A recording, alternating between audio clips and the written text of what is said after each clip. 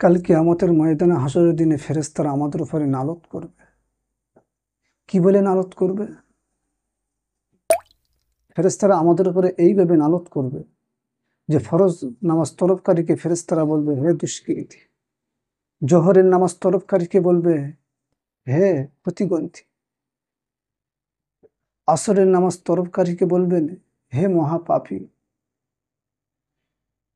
মগরিবের নামাজ তলবকারীকে বলবেন হে অতিজ্ঞতা, ইশারা নামাজ তলবকারীকে বলবেন হে আল্লাহ পাকের হক নষ্টকারী। এইসব বলিয়া ফেরেশতারা নালত করতে থাকবে, বদদুয়া করতে থাকবে। আল্লামা শারআনী রহমাতুল্লাহ আলাইহি বলেন, যে সকল বস্তির লোক বেনামাজি সেই সকল জায়গায় আল্লাহ রব্বুল আলামিনের গজব নাজিল হয়।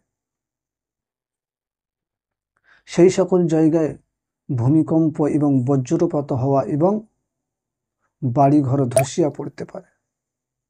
সেখানকার কেউ যেন এইরূপ ধারণা না করে যে আমি তো নামাজ পড়ি, অমুক নামাজ পড়ুক বা না পড়ুক তাতে আমার কি। কেননা বিশ্বনবী সাল্লাল্লাহু আলাইহি ওয়াসাল্লাম বলেছেন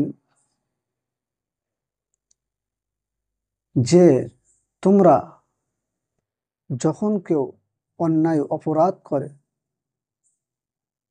তোমরা তাদেরকে পাপ কাজ হইতে বিরতি রাখো এবং সৎ কাজের আদেশ করো। কেননা যখন বালা মুসিবত যখন নাজিল হয় তখন ব্যাপকভাবে নাজিল হয়।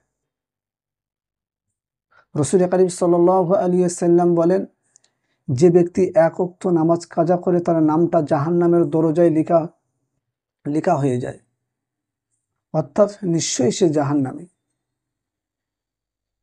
নিশ্চয়ই সে জাহান্নামী।